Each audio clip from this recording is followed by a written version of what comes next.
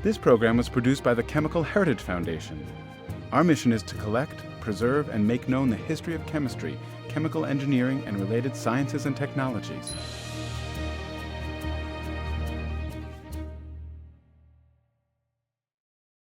Oh, well, the story of the pill is a very complicated story. If you think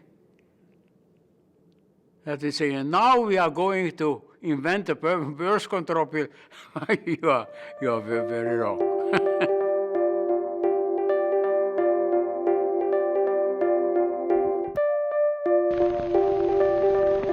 How was your day? Pretty quiet. I did the washing this morning, cleaned the house, and I took Junior to the dentist. And then did the shopping. I put up 16 jars of jam this afternoon. Then I went to work on Junior's clothes.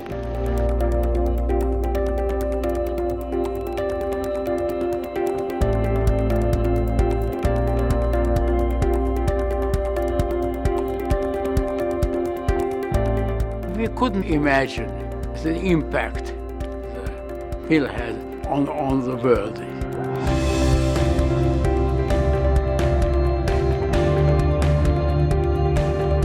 It changed social customs, morals.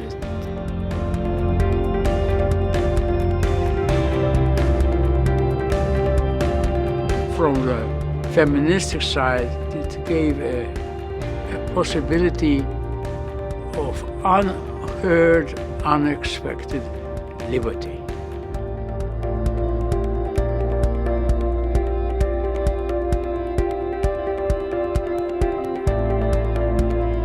I would say it is the one invention which contributed maximally to how we see now the role of women in the world.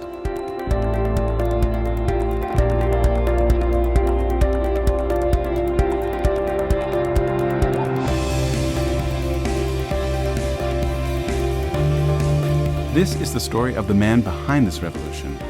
He's a brilliant scientist with more than 100 patents to his name, a successful entrepreneur, and leader of a global pharmaceutical company. Despite world events that altered his personal and professional path, his abiding love for chemistry and people led to discoveries that forever changed the world we live in.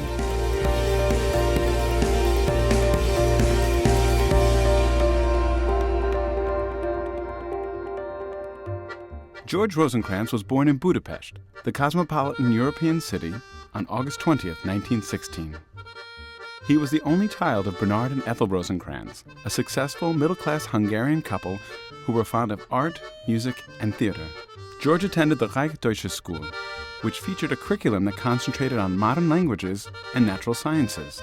He was attracted to both subjects as potential career choices. Well, it wasn't so easy. It wasn't an easy decision, because I was very much interested, always very much interested, in languages and in people. And one possibility for me was to be in the hotel industry, because languages was my other hobby. Ich bin George Rosenkranz, ich bin ein Chemiker. Soy Jorge Rosenkranz. Ich habe eine wunderbare Familie. I am George Rosenkranz. Der Profession. I am zwei Söhne. In the end, George decided to pursue a career in chemistry, largely because of the influence of a charismatic science teacher.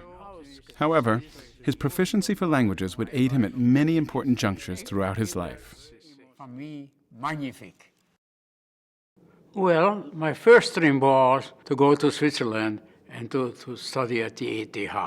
That was always my dream. And my parents didn't agree. They wanted me to stay in Hungary, obviously, because I was an only child and they didn't want to separate.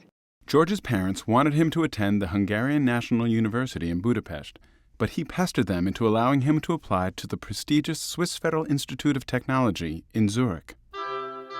I thought that would be a good stepping stone.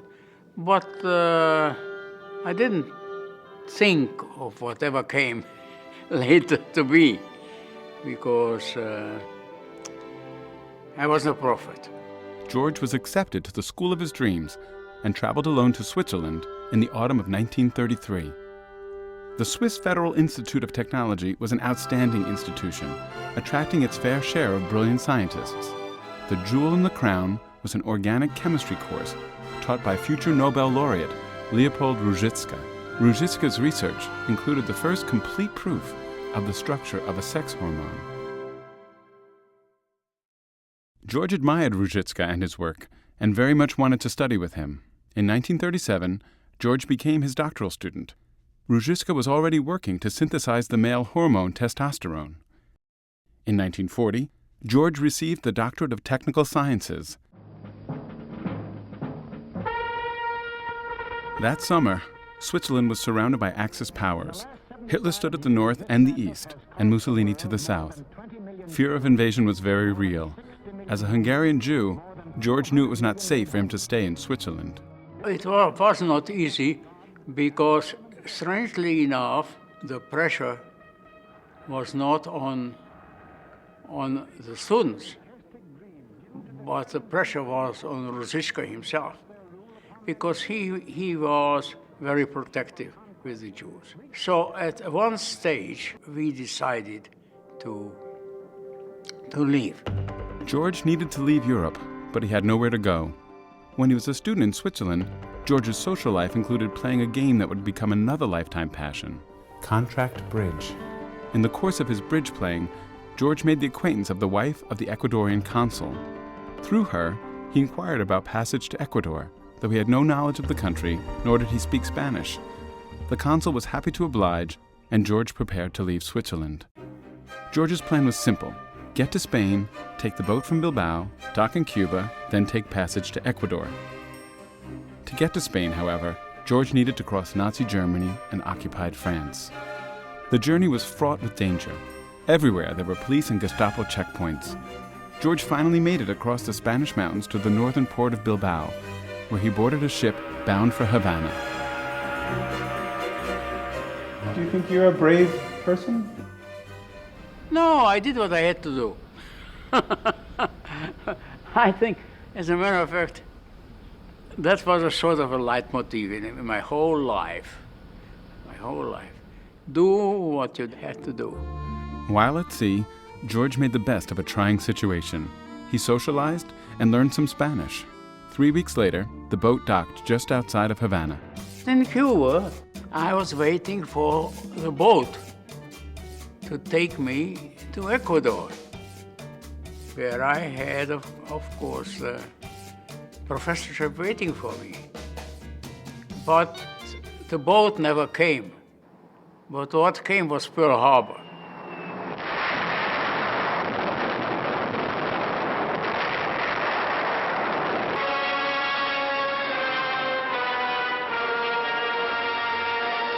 That really is my father. He never questioned it. He just charged ahead. One of the ways that he managed to be so successful is to be very, very objective of where he was and not to lament, oh, but it could have been so different, or I could have done this, or could have done that. No, very straightforward. This is what I have. How are we going to make this work the best way possible?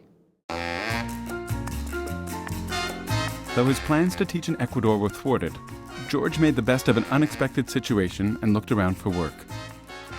The largest laboratory in Cuba at the time was Vieta Paciencia, owned by Dr. Angel Vieta. George convinced Vieta that he needed a staff chemist at his laboratory. Vieta, impressed with George's confidence and moxie, gave him a try.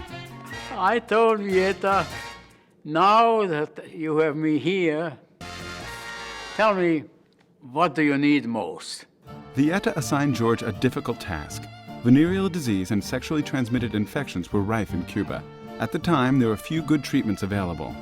A competitor had developed an oil-soluble bismuth preparation.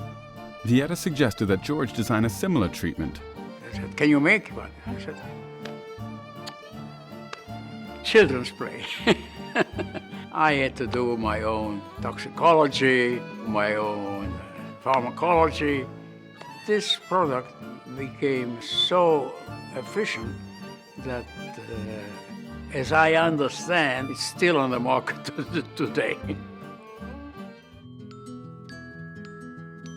George got along well with Vieta and had great success at Vieta Plasencia, where he initiated many investigations and designed over a dozen pharmaceutical products. He had less success at first with another relationship that would come to mean the world to him. The young lady in Havana. Yes, indeed. Well, that was Cuba wasn't just yams and all soluble visuals preparation. In Cuba, I met the love of my life. I met Edith. Edith Stein was an 18-year-old refugee from Austria. In 1938, Edith and her mother, Annie, left Vienna with their own harrowing story of escape from the Nazis. Like George, they landed in Havana and had to find a way. Her industrious and clever mother opened a restaurant downtown in the business district. George patronized the restaurant where he saw Edith. For him, it was love at first sight. Not so for Edith. George courted her with vigor and asked her to marry him many times, but she was hesitant to commit.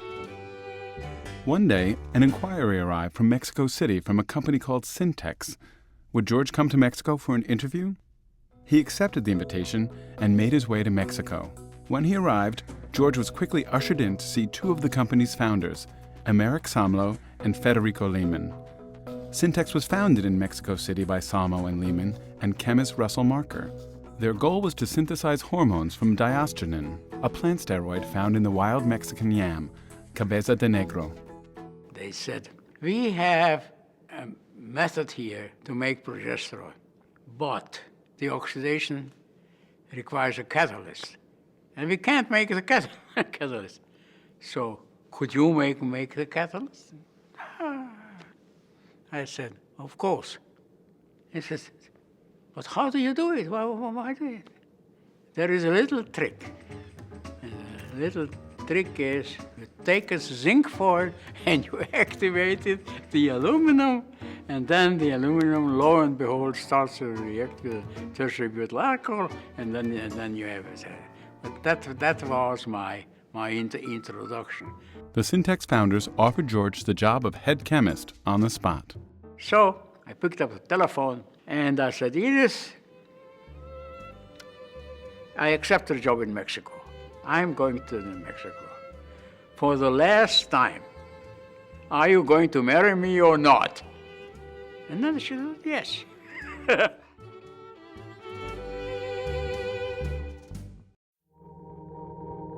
As research director of Syntex, George found himself with no shortage of brilliant ideas to pursue. However, he was at a loss for qualified chemists. So George arranged for Syntex to act in conjunction with the National University of Mexico to create Mexico's first doctoral program in organic chemistry. At home, George and Edith became parents of 3 young Rosenkranz boys, Roberto, Gerardo, and Ricardo. At work, George was named CEO of Syntex and had the authority to mold the company into whatever he wanted it to be. Under his supervision, Syntex obtained a patent on a broad class of steroids, including prednisone and prednisolone. George wanted to create a vital research center that would rival the best in the world. He courted the brightest young scientists to help him achieve this goal. I had an unlimited budget. I could employ the best, most promising young chemists who were trained in steroid chemistry. Those promising young chemists included Carl Gerasi and Alex Zaffaroni. We got all these young and enthusiastic people, and they wanted to do things. And we let them do things, and we let them mistakes, and we let them learn from their mistakes. And we made the mistake, of course. God knows all the mistakes we made in our lives. I can't count them on one hand. And that's one of the things about my father. He was never shy to hire the biggest prima donna as long as they were brilliant and as long as they could tell my father what they thought about things. And it was on the table, it was fine. Originally, it was a trio of Zaffaroni, Gerasi, and myself. The scene was our home. It was a library in our home. That is where all the ideas started. That is where we yelled at each other so that my wife Edith came down the stairs to look who killed whom and who was alive, only to find that we are roaring with laughter. You know, it was a very, very fruitful, very interesting collaboration because nobody could tell who started the idea, who said what. We were just so in tune that practically everybody could finish the sentence if somebody started. George's dedication to research and his commitment to creating a spirit of creative combustion enabled Syntex to grow rapidly. The small company in Mexico City began to challenge the pharmaceutical giants of America and Europe. George and his colleagues were busy synthesizing compounds, working with the progesterone molecule to produce progestational agents, a fertilization enhancer which appeared to offer the greatest likelihood of commercial return. In 1951, in less than 6 months of intensive, inspired, creative work, the Syntex team synthesized a new compound that would unexpectedly become central to the creation of the pill. In the United States, scientists were researching the fertility and contraceptive effects of various compounds. Syntex's northindrone became the favorite choice for inhibiting ovulation. In 1962, northindrone received government approval for contraceptive use. From the moment that it was first marketed, the pill was an enormous success. Within 10 years, there were some 25 different variants on the market. My father made many brilliant decisions. One of them was to retain marketing rights in the United States. So Syntex was able to eventually put out Noranil and Norade, a number of compounds, which was essentially the same pill, but it was a Syntex brand. Of the first 4 contraceptive pills put on the market in the United States, 3 contained Syntex compounds and intermediates. In the 5 years following, the company's revenue grew from $7 million to $60 million. Business-wise, he was very savvy. He spoke all the languages. He could make all these deals. So that was a very significant piece because that allowed Syntex to expand around the world. George loved Mexico, but his growing company needed to have a more reliable supply of research scientists and better access to the American market. In 1960, George moved Syntex's research to the United States, wisely choosing fledgling Palo Alto, California as the location for Syntex US. The choice of Palo Alto, now the cornerstone of Silicon Valley, was a visionary business move. No, I haven't got an MBA, and I am a strong believer that you have to learn hands-on. That is how, from chemist, from researcher, from entrepreneur, I became the person I am. Under George's leadership, Syntex grew into a more than $1 billion pharmaceutical enterprise. George attributes much of his success with Syntex to the work he did as a young chemist with Ruzicka at the Swiss Federal Institute of Technology. From the start, his path has been defined by a love of people, a boundless curiosity, a passion for chemistry, and a pragmatic approach to life, despite, or perhaps because of, the world events that shaped his destiny. My father says, I did what I had to do, but you still have to have the courage to do it. Being the leader, you have to be the one that says, okay, I like your idea, I know your idea is not good, we're going to do this. So leadership is being able to accomplish all these things with very strong groups of people and having the courage to make the decision to move forward and do what he says, I did what I had to do. George, you're a chemist, and what I think you're telling me is George Rosenkranz is the one essential catalyst. So thank you, and thank you for this presentation.